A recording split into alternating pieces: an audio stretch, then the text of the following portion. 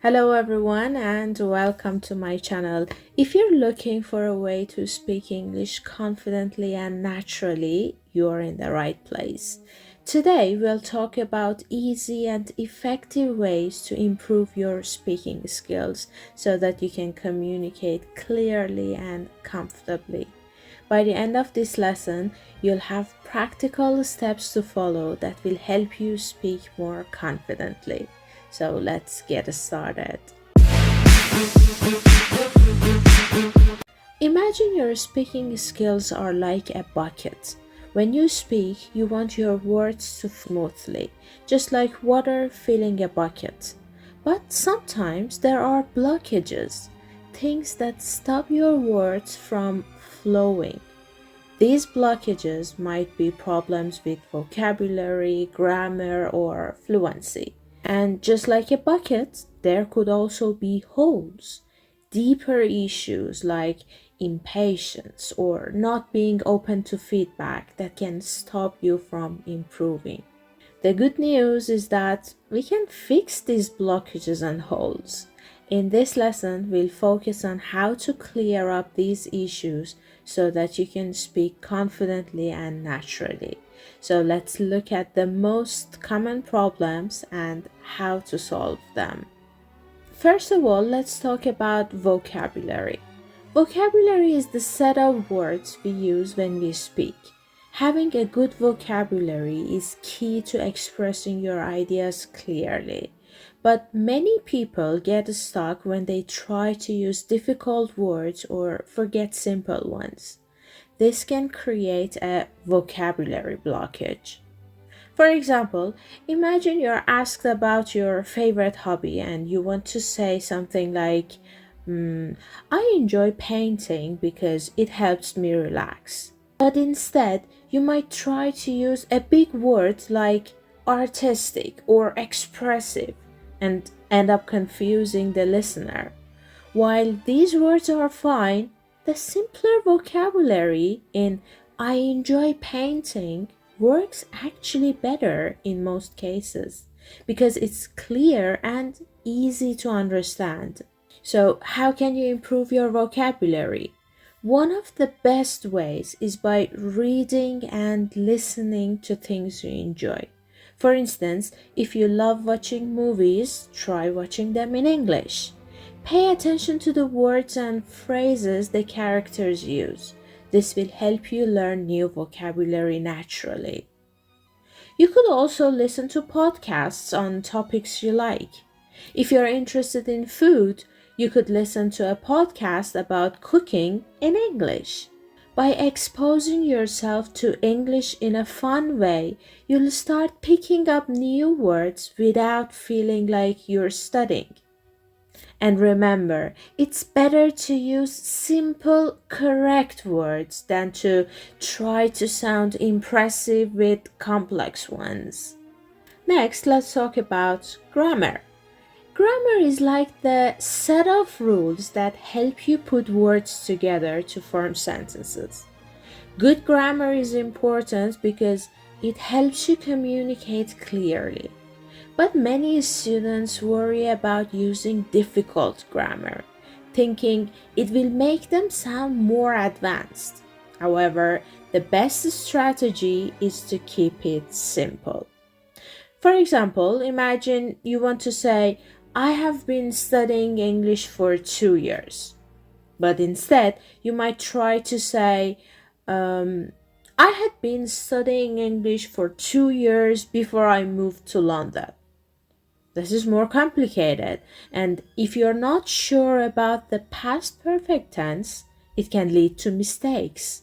In contrast, saying, I have studied English for 2 years is just simpler and as effective. One way to simplify grammar is to practice using basic sentence structures. Focus on creating short, clear sentences. For example, you might say, I live in London or I study English every day. These sentences are simple, but they are still correct and easy to understand. Over time, you'll start feeling more confident with grammar Just remember, it's better to be simple and correct than to try using difficult grammar and risk making mistakes. Now let's focus on fluency. Fluency is the ability to speak smoothly without hesitation. But fluency isn't about speaking fast. It's about speaking clearly and naturally so the listener understands you. Many students think they need to speak quickly to sound fluent, but the truth is, it's more important to speak at a steady pace and be clear. For example, imagine I'm asked about my favorite holiday. I might say, I really enjoy Christmas because it's a time when my family gets together. We decorate the house and have a big dinner. Notice how I'm not rushing. I take my time and speak in full sentences. This is a sign of good fluency. One way to improve fluency is by practicing speaking about familiar topics. If you talk about your daily routine or your favorite hobby, you don't have to think too hard about what to say. You know the topic well, so your words flow more easily. Also, don't worry about making mistakes. It's normal to hesitate sometimes, but the more you practice, the less you will hesitate. Try to keep talking and focus on speaking clearly, not perfectly. When you speak, it's also important to talk about things that are relevant to the question. Don't worry about using complex ideas or impress the listener. Instead, focus on answering the question clearly.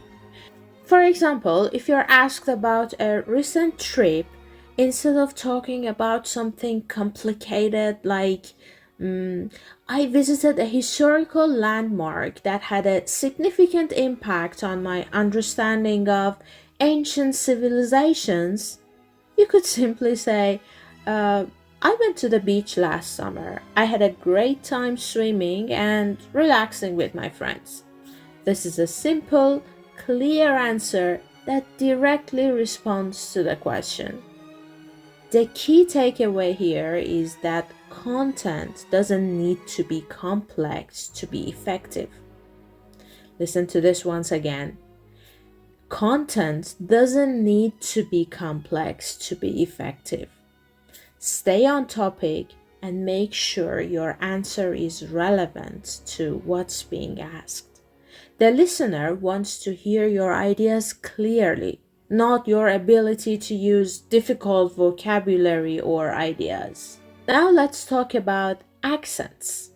Some students worry that their accent will affect their speaking ability, but the reality is what matters is clarity.